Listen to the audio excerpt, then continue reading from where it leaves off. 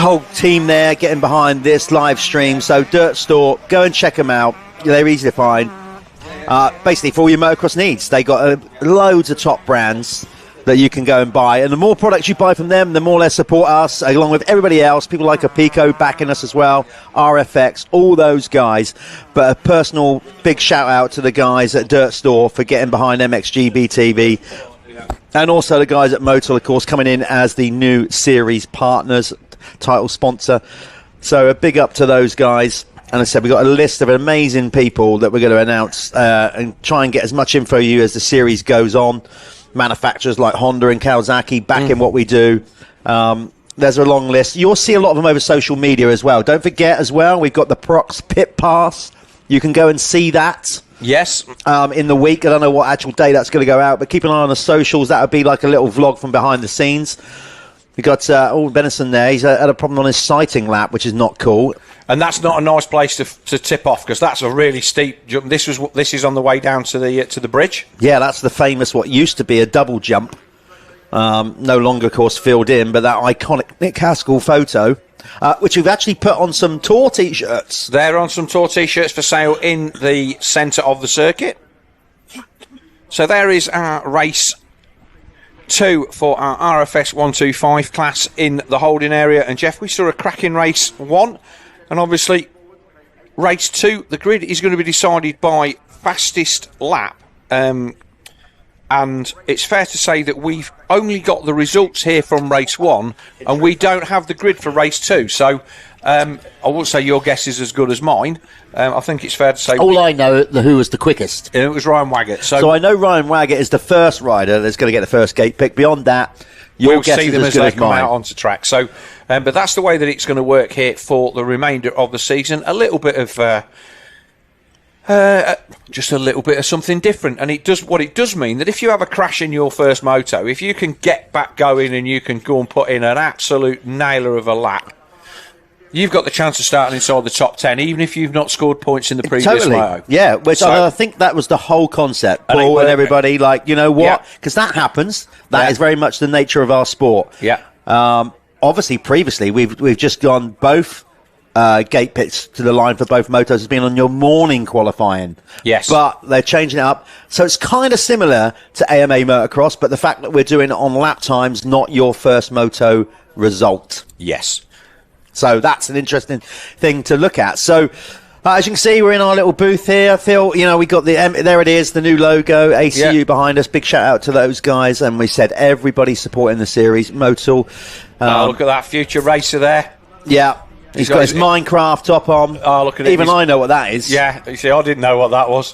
Making his little jump there on the top of the track. There, he's got all the sand behind him in the world, but it's Supercross. No, he's going to go back. He's probably been told off about getting his trout. No, you don't care. Kids should be rolling around in dirt. That's what they do. Excellent. So they come to the line. Looks like Charlie Richmond then is going to come to the line. I think we've already seen Ryan Waggott go by, because obviously Waggott took that. We know Waggott was officially the fastest rider. Then it was Gardiner. Then Moncrieff must have set the 5th quickest time.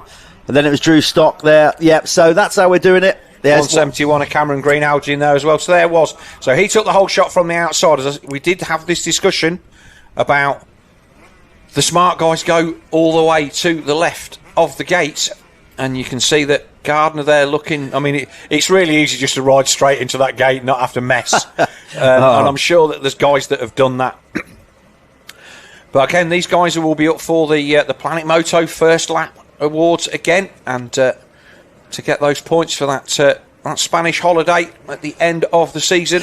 I'm just going to mention it, being slightly biased. There you go, 3 riders there. Like I said, have all signed up to the Yamaha Blue Crew program, where they get the chance to go and race. It won't be at the Motocross of Nations this year, but the super finale where Yamaha take riders from all over the world.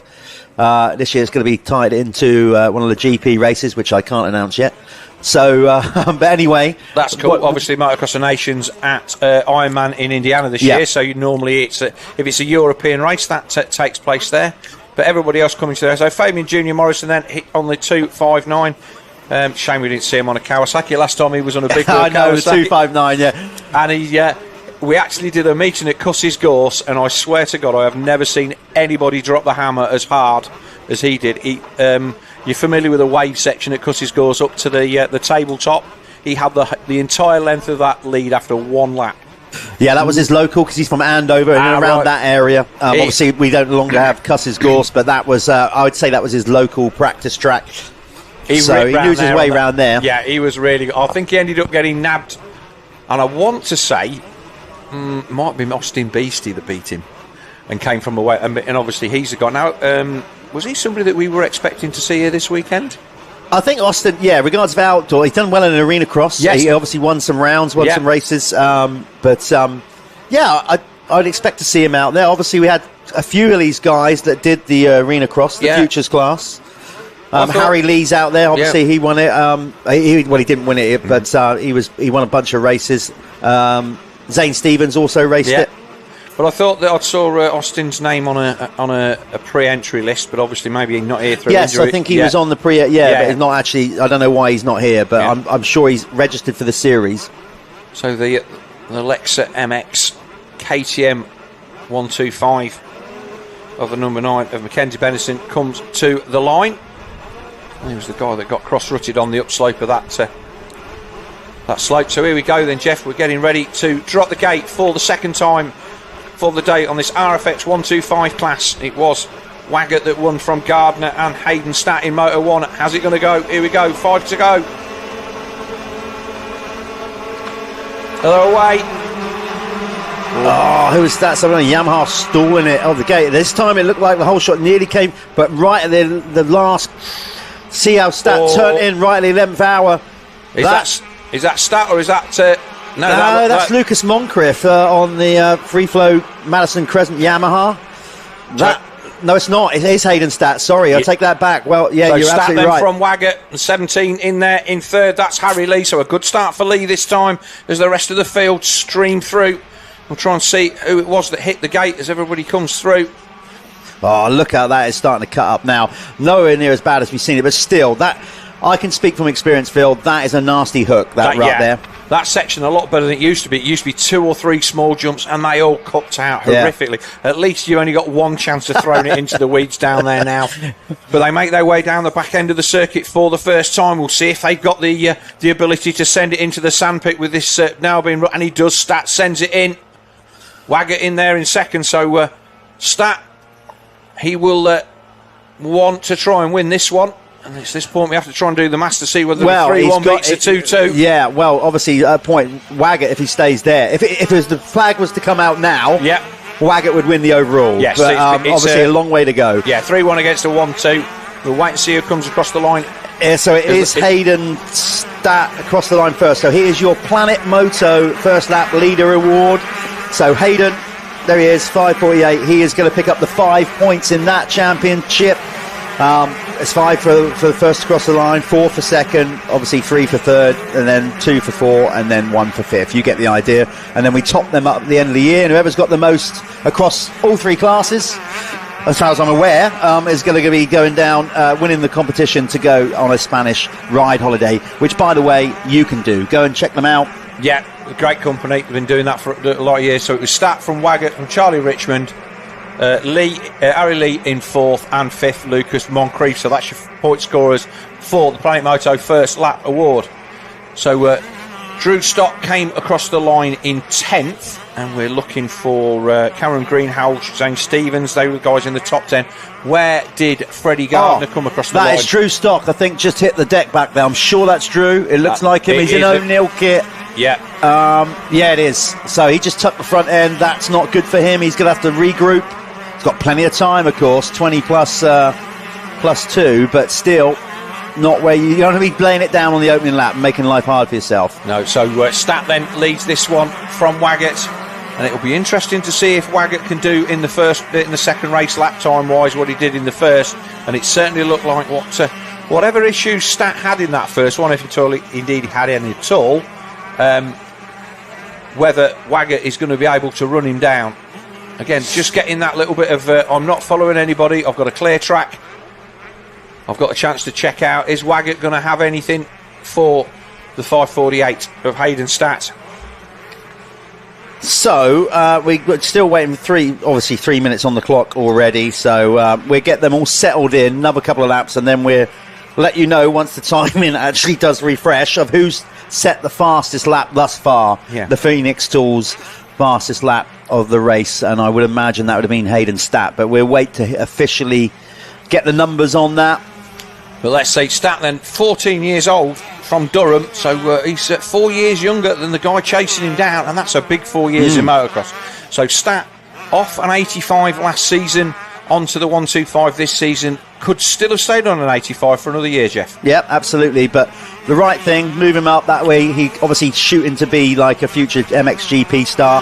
That way, he's going to get enough years of racing in that 125 class to make it count. He is. I'm not sure if he's competing in the full EMX Championship, but he's obviously just recently done the first couple, or he certainly did France and did, you know. So yeah, he's up and running. But as you see the shadows then going up the Hawkstone Hill, very, very bad. Our race leader then at the bottom of the hill, and like I say, the way that it goes into darkness here. Goggle lens choice, the sun is not particularly low at this time of day, and these guys getting into, they're the first of our second motos here, so they're probably going to be okay. But as the sun starts to go down a little bit more, obviously the clock's changed apparently last night. Which for 6 months of the year the camper clock is right. But yeah, everybody only got up because their phone did it for them. But the sun now, obviously, we're a little bit higher in the sky.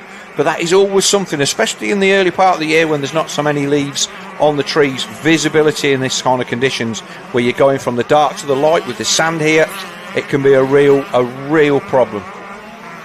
Yeah, unfortunately, we're not in a position right now. Live time, and again, we've got gremlins in the system here with the classic modern technology. It's great when it works. It's so infuriating when it doesn't. You're seeing the timing is all correct on the screen. What we're saying is struggling to find the lap times a bit further down. Okay, so bear with us. You know, we're not going to miss a trick regards of who's in what position. We just can't give you the. I can't bring you up to speed with the actual lap times. So Charlie Richmond then in third place. He's starting to close down on to the back of the 55 of Ryan Waggot on that Raji Racing KTM. And obviously, if he puts the pass on Waggot, then that will hand the overall to Hayden Statt. Yeah, that's the beauty of this class already. It's like we're first round in, and oh, nice. That was very nice. He got that thing right nose high, as did Waggot, and then just a little tap of the rear brake, push down. Of course, that's the old gyroscopic movement. Brings the front down. Something you can do nicely on a 125 without risk of stalling the engine. Yeah. Not so good on a 450 if you get that wrong. Ask me how I know, but I'm sure you do. We all do. Just trust me, it's not a nice experience stalling a bike in the air. No. But so Waggot then not able to run the pace that he ran in the first round. Another little mistake there. But maybe after the 450 has been out on track, obviously when they were out this morning for the first race, first main race on track would be in a lot better condition than it is now. Absolutely. And I can say, you know, like you were saying about the shadows, you can really start to see it now. I mean, that was light in their first moto. The sun's gone right round the back of the famous Hawkstone Hill now, or virtually 3/4 of the way around. And look how dark it is at the top there. So, yeah, it will play a bit of havoc with these guys, but they'll be well focused. And Hayden Statt, obviously, listen, he knows they're not daft. They would have known at this point. Look, still a long way to go.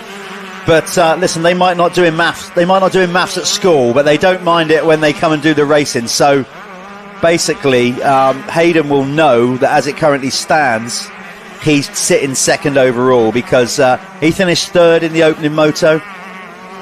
And here go 3-1 if the flag came out now, but Ryan Waggot would take the overall with a 1-2. Yeah, but it's still all to play for. So Harry Lee has made a move there on Lucas Moncrieff. Oh, no, he's not. He was there anyway, wasn't he? Sorry, my apologies for that. So that's the top five. It was Drew Stock, wasn't it? We lost tuck the front end. He's now up to 10th according to our timing. That is a real good recovery. And Freddie Gardiner's down in 16th. So the man that finished second in race one, he's not going to figure in our overall podium unless he gets a march on. Yes, I think that's fair to say that whatever problems he had early on in the race, he's too far back to trouble the podium. But he'll be looking to carry on. If he can get back into the top 10 and score some decent points for the championship, that'll be as much as he can hope to take out of it today. But there's Richmond then on the number 30 S Briggs Commercial Yamaha. Well, by my maths, if it's as it stands right now, obviously a lot can change, and it probably will. But right now you're looking at Ryan Waggot to win the overall, Hayden Statt to get second, and Charlie Richmond for third as it stands. Or Statt case that jump big time there. We've got to ride it down on the approach to the jump. Yeah, not one of our race leaders, but Richmond then is keeping Waggot honest as they jump out of the sandpit. And again, this will be getting quite chopped up. It was the 204 that was the rider that had stalled there, so he's just got going again. Yeah, it's still a fast pace out there. Just looking at the track, these guys, you know, they're going to feel it in a different way. When you get a deep Hawkstone Park, you're just really physically exhausted from almost like having to pull the bike through the deep sand and really pull on the handlebars to get over the bumps. Not so much this time around. They can just attack it a bit more. But I should imagine they definitely feel it through their wrists and ankles by the end of the day. There's a lot of sharp edge bumps out there. There's no easy day at Hawkstone Park. No, there never Whatever is. the conditions, it's a proper hard day. So I think it's fair to say that these guys have earned their corn. And like I say, we've got 13-year-old riders out there. 13, 14, 15. Waggot at 18 is probably one of the oldest riders out there at the moment. We're going to just drop in a quick plug for one of our sponsors who brings you this live stream for free, and we'll be right back.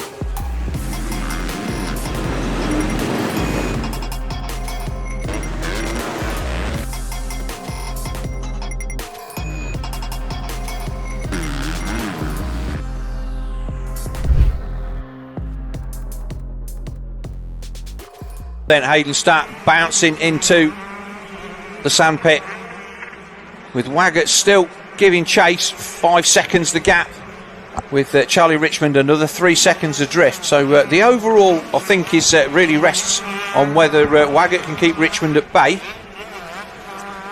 And nothing else that Hayden Statt can do at the moment other than win this one and go into the podium with a 1-3. Right now, Hayden Statt, although he's just concentrating on getting the race win done, I'm sure in the back of his mind he's like, come on Charlie, do me a favour, just do me a favour, just, you don't need to catch me, but just pick off Ryan, and that will give him the overall. And obviously Richmond then currently sitting in third, a 3-4. He's already on the podium anyway, and I don't think if he moves in front of Waggot, I don't think that's going to make a great deal of difference. He will still be third on the podium. But this is one of those things that... yeah, if that was the case, Phil, if Richmond makes a move on Waggot and goes into second, it would work out like this. Statt and Waggot would tie on points, but obviously Statt would get it on the better second moto result. Yeah. Waggot would obviously get second on the box, and then Richmond would get a third. That's how it would all unpan. So he's not going to gain an overall position, Charlie Richmond, by overtaking and Ryan Waggot. He's got a massive gap back to fourth as well, so maybe he's just going to go, do you know what? I don't really need to be pushing this too hard. I've got a good third, good points for the championship. As our race leader then already into the traffic. But they're kids, so they're probably not going to do that at all. They don't. We don't want them to, actually, at this point. Let's get them racing all the way to the flag. It'll be even better. So I know Charlie, if he has the opportunity to put a move on Ryan Waggot, he will. But he's got a long ways to go. It looks like Ryan has actually started to pick up the pace a little bit, I would say. I'd say he's probably coming back at Hayden Statt a little bit here. Hayden Statt getting into traffic now, obviously just moving up off an 85. Do you think that Statt's had as much experience with racecraft and dealing with back markers as Waggot? I would have probably said not. I would have said not, and another reason for that is because in his 85 career and early as his 65 career, what he has always been, Hayden Statt, is an exceptional starter.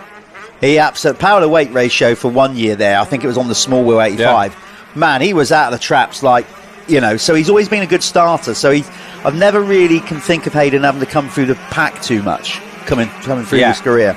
Well, Waggott's definitely starting to close a little bit. Like I say, it's under 3 seconds now, and they've got another just coming across the line to complete another lap. So if it's gone down again, I think Waggott will think this is game on. Absolutely. Yeah, I agree with that. Because, he's still comfortably leading the over. Well, he's not comfortably, but he's in the driving seat to win the meeting overall. But again, if you've got a pace going, why... And you're catching the guy in front, why would you just, Oh, he's going to catch these at the top of the hill. Couldn't be a worse place. 2.5 the gap then this time as they came across the line. It narrows up there, Phil, as we know. So it's going to be interesting to see if Hayden managed to get past those. He got past 1 or 2. But I would say Waggot is now... Oh, look at this. He's right on him. He is, isn't he? Right there with the graphics hanging off the front would go that KTM. But there's your race leader stat, and I don't think that's 2.5 seconds now, Jeff. No, that has definitely come down. Although Ryan got held up a bit there. But once he clears them, he's back shook his head there. Yeah, there you go. He definitely got held up. I don't think there's any danger of Richmond catching Waggot because that gap's out to almost 10 seconds now. So... maybe Waggott's just gone, do you know what? We're going to give this another run. Going away from the first round with a 1-1. That'll be a great result for him. And it'll maybe put the pressure back a little bit on Hayden Statt. And obviously, as you said, with Jamie Keith on the JK Yamaha being the fancied runner this one out injured, both of these guys will want to get their points in the pocket for when he returns at round 2. I can, just speaking about Jamie, he's going to come back. I should imagine Jamie Keith is already, if he's watching this, his mindset is already thinking, well, I'd prefer it, obviously, if we had a different moto winner each moto, because at least then that's not 50 points I'm having to crawl back. It's still going to be up there and around the 45s, 47s, but... We've seen championships decided by half a point, Jeff, so it's little details like that matter. I mean, obviously, it would be a real good thing where, the lowest, if somebody went 1-6 for the win, he'd be happy to see that, but we're not going to get that. And it's going to be a big ask for him when he comes back. Effectively, he's going to lose a bunch of points, and he knows if he's going to try and win this championship, Jamie Keith, when he comes back, he's literally going to have to win every race. Here. He's getting much closer, Jeff. Yeah, he is. Oh, our race leaders, they're already under the bridge. So here they come round the turn. That's a back marker. Statt will be the next guy into shot here. So there they go, and that's the top 2. They've just got another back marker. There's your race leader, Hayden Statt, and he's got in all sorts of trouble with the back markers. Well, he's cleared them. It looks like Waggott might. No, he didn't. He cleared him. There, so he cleared him. He's going to be on him up the hill. Is Waggott going to have a run at him? Here they go. Well, this is absolutely game on now because, like I said, Waggott doesn't need to. He absolutely doesn't need to race him here to take the overall win. But if you're going to win, let's be honest, at this stage, a 1-1 sounds better than a 1-2 and those extra points as well. And if you're feeling confident enough at this level, go for it. Oh, he's right on him, Jeff. Yeah, I think it's only a matter of time here. He's caught him with so much momentum. I think he's probably going to blow by in the next half a lap. He runs it wide, puts up the inside and takes him. There you go. Awesome pass then. So Waggot takes the lead. A couple of laps ago, that didn't look like it was on, but I think that maybe Waggot just like, well, Richmond's dropped off a bit, I'm going to have a go. And that was a really nice move up the inside. No contact needed. He just moved him out of the way. And as a result, Statt drops back to second. So he will still finish second overall. Bit of experience there, a bit of maturity. Like we said, Ryan, 18, whereas obviously Hayden, a bit younger. It's a big 4 years in motocross. It is, 14 of course to 18. It's a big 4 years in your life. Like, like the difference between being a 14-year-old and an 18-year-old. All those wonderful things in life that start distracting you. Remind me what they were another time. Oh, that was a big moment from Waggot. That was a Purdon moment. It was, wasn't it? Yeah, we're calling that a Purdon moment. If you were seeing the MX1 first moto. But the man on the Raji Racing KTM fights his way back to the front, like you said in the first race, Jeff. If you're going to wear pink, you've got to win, and he's definitely done that. And he's already started to pull a decent length out on Hayden Statt then after passing him just about a quarter of a lap ago. Yeah, he's had a nice timed run on this. He looks confident. He looks at ease on the bike. He's not overriding it. He's letting it dance around a little bit. He's not too shy of that front end coming up. He's in total control of it. Another little tap of the rear brakes. Doing everything right. It's looking good here at this opening round in the RFX 125 British Championship. For Ryan Waggot, I'm just seeing no sign of the 1 lap board yet. Or 2 laps to go, sorry. So we've still got a little while yet. Apologies, we haven't got the timing clock up on there. As we said, just we do our best for future rounds. That was really nice. Waggott proper then sent it into that corner. And again, there's no giving them ruts. Those ruts are like concrete. There's normally a little bit of wiggle room in the wet, but there's nothing in them today. And he just properly sent it into there. And his lead, well, he said it was half a second. Well, obviously the timing's frozen, but he's got at least a 3 or 4 second lead as they came across the line last time by. There he is at the bottom of the hill, up into the belt corner. And yeah, it's a decent lead now. Statt's ridden a good race. Like we say, the 14-year-old showed his speed at the start of it, but just hadn't quite got the strength to hold off the charge of Waggott's.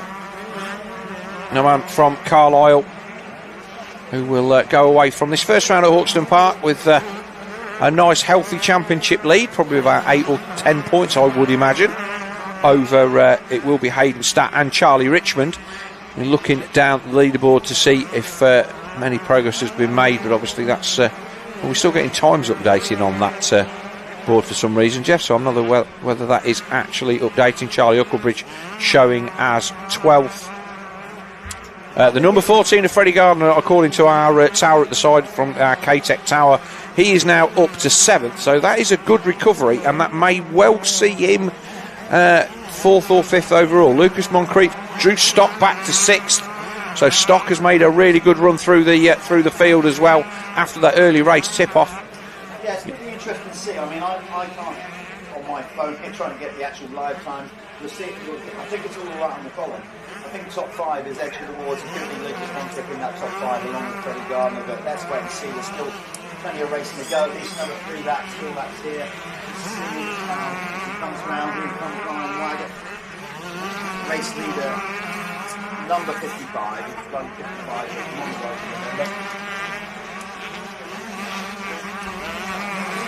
Okay, we've got some timing back. Yeah, sorry, apologies. I mean, you're seeing on the screen, but so Ryan Waggot, he's also set the Phoenix Tools quickest lap time of the race with a 2:25.991. So it's a good day for him right now. He's also took that in the first race, so it's all good, and he's leading this one. Hayden Statt still there in second. Then it's Richmond. So yeah, it's getting tight. I was just seeing the gaps here between. So Lucas Moncrieff there and Harry Lee there's not much between those two, so that's still an ongoing battle. Drew Stock is now starting to close in on them a bit. Yeah, and Freddie Gardiner is also closing in on the pair of them as well. He's taking a couple of seconds out of them, so it's starting to really tighten up for 5th, 6th, 7th basically back there. From 5th from Lucas, Harry Lee actually, so 4th down to 7th is getting a bit tasty. So the points then, the battle obviously for the championship, 16 races, and they all matter. And DNFs are as much a killer as anything, but you've got to make sure that when you get the chance to take good points, that is exactly what you do. And at the moment, Ryan Waggot heading for A11, threading his way through the slower riders.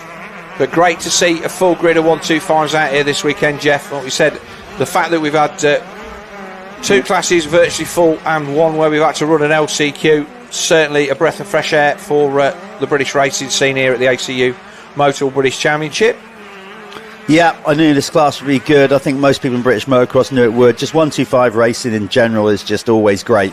Stick a load of testosterone fueled youth riders on it, then you definitely get some brilliant racing. Just get a highlight here that Drew Stock, you can see on your leaderboard to the left there, he has now made a move on Lucas Moncrieff. He's gone up. It's tight racing. Harry Lee is only another second up the track, and then Freddie Gardiner is only 2 seconds off the back of Lucas Moncrieff. So like we said, the 2 lap to go board is out. So keep an eye on those positions from 4 through to 7, because that all could change on this last couple of laps. I would say the top 3 are pretty settled at this point, Phil. Yeah, they are indeed. But last lap this time by then, Jeff, I think. So our race leader, again, that step, normally that's a proper soggy mess in the bottom of there. But it's beautiful March weather has blessed us here at Hawkstone Park. 1 lap to go then for race leader Ryan Waggott on the Rudgy Racing KTM. And it did look a little bit like Hayden Statt had got him covered in the earlier part of the race, Jeff. But he's... we've got a rider down at the bottom of the hill. Number 9, I think. I think that's Mackenzie Benison. Yeah, he's gone down. Again, just caught one of those square edge ruts. So easy to do. Marshall's absolutely on it. So the riders, the ruling, of course, with the wave yellow is it's a significant reduction of speed. Preferably keep your wheels on the ground where possible. So the guys would all see that and coming out of that corner. So he's safe. Yeah, but our race leader then for the final time out of the bell hairpin there in the woods. And again, the shadows will be starting to definitely play a part. Stats still there in second position.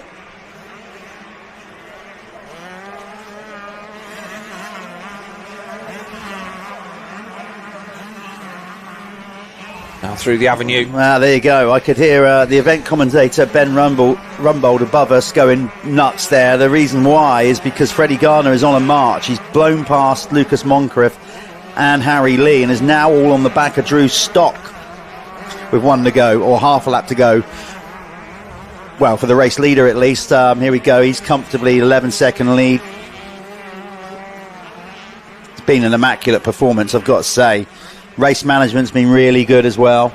I think he would have happily taken the second, Jeff. I don't think he pushed on too hard, but as Stats managed to come back towards him, he's just got his finger out, and obviously you're going to get a chance to talk to him in winner's circle and find out how it went for him. So as he works his way down through the waves for the final time,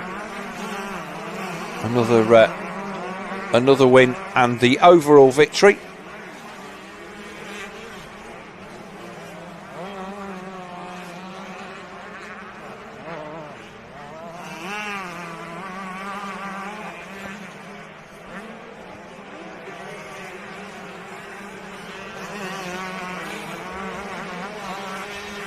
And here he is then up under the tree around the final turn, and it will be a well-deserved victory for the 55 of Ryan Waggott. He goes 1-1 here at the first round of the RFX 125 British Championship.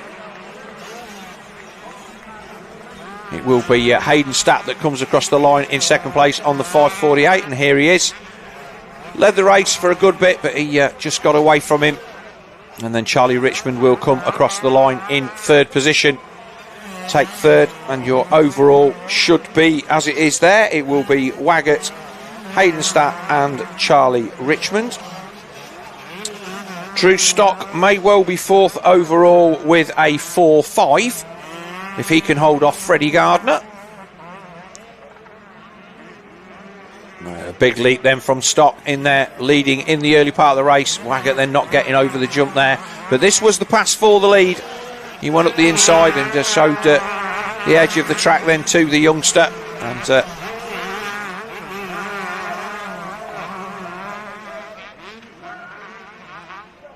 but Waggott then taking what was we'll say a comfortable victory in the end. He didn't hold shot, but worked his way to the front, and he will take a 1-1 to the second round of the championship down there at Canada Heights. So Waggott from Statt, and Jeff is over in winner's circle with Ryan Waggott. Okay, everybody, welcome to the winner's circle, and quite rightly so, because not only has he won both races, he's won the overall maximum points haul. Great first day at the office. Yeah, good to get good to get both wins in, get me some more points for the rest of the season. So Ryan, you got some good people in your camp. I was saying about, like, you know, we've seen you around British Motocross for a long time, but now you're in the kind of big leagues. You know, it's all the 125 championship. A lot of people to thank. Do you want to list them off? Because let's be honest, we need support in this sport to go and do it. Yeah. Mum, Dad, Motul coach 38, Blues tyres, Rip and Roll goggles, Motul Verdi keeping us clean, 91 Motul for the good looking kits, and Motor Shack for the graphics. Indeed, they are. Like I said, mate, you're a commentator's dream because we can spot you nice and easy. You rolled a controlled race there. Just tell us, we felt in commentary that you were just kind of biding your time a little bit. You were comfortable in second there, and then when you decided, you put the hammer down. Was that the case?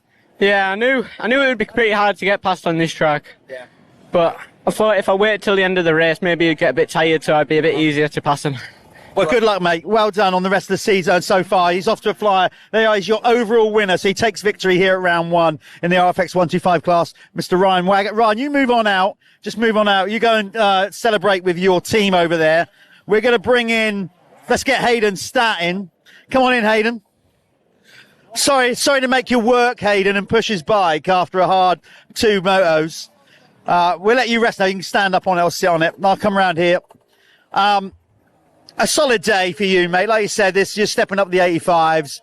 You're a growing young man. You're still finding your way on the 125. But you've got to be, you didn't win the overall, but you've got to be pleased with your first outing. Plenty to build on.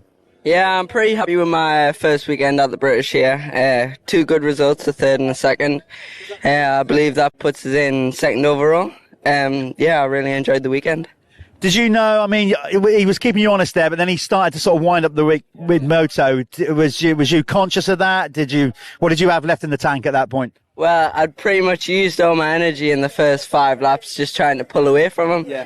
And I managed to get a good few seconds of a gap where I couldn't hear his bike, and then I made a mistake over the back section and my rhythm was just gone like that. And as soon as that happened, I just heard his bike again. I was like, I wanted it so badly, but I thought I best not risk it now because it could come in handy later. You've got another 7 rounds to overcome that. As always, mate, all you guys get good support. You want to give them a name check because I'm sure without them you wouldn't be doing this. Yeah, I want to say a big thank you to Mr. Dig, Armour Vision, yes, RFX.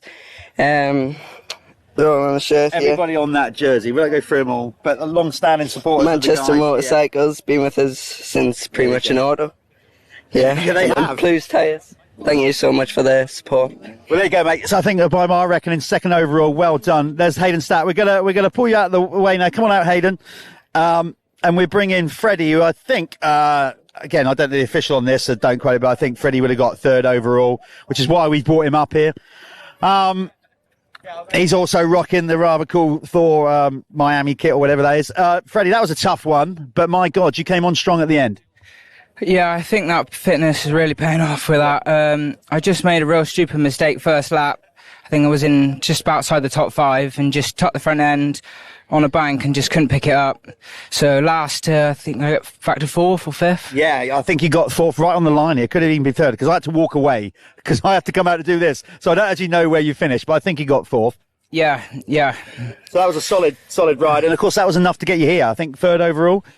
Yeah, well, I knew it was about 4 laps to go and I could see all 3 ahead of me. And I just kind of caught them all and just managed to pass them, and just my strength and fitness has just really paid off. That's encouraging. Although you obviously won the overall, you'll be going away thinking, well, at least I'm in a good place with regards to the physicality and how you're feeling on the bike. Yeah, well, I think my goal today really was to podium, and obviously I got 2nd in the first one and I had a good chance of getting 1st overall, but yeah, I'm glad I could salvage it with a 3rd, so. Right, let's quickly sign off. Obviously, you know, you ride for your dad's own team. Anybody else you want to thank? Yeah, Ride Gloves, Parts Europe, my dad, Goggle Tech, HGS, just everyone on the bike really, Goggle Tech, my mechanic Jeff, Bell Helmets, yeah. Nice to see your mechanic Jeff back doing his thing. That's good stuff. Well, look, mate, well done on a solid 3rd overall. There you go, Freddie Gardiner. That's the RFX 125 class done.